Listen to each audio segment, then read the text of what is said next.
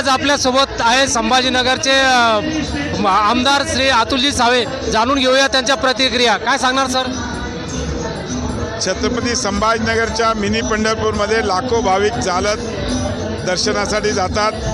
त्या दर्शनासाठी जात असताना त्यांना रस्त्यात फराळाची व्यवस्था आणि औषधोपचार, सिनियर लोक असतील त्यांना महिलांना महिला मालिश करणारे आहेत आणि पुरुषांना पुरुष मालिश करणारे आहेत. फर्स्ट एड किट काय असेल ती लागली तर, आणि ॲम्ब्युलन्स, अशा सगळ्या सुविधा आमच्या या माध्यमातून आम्ही करतो.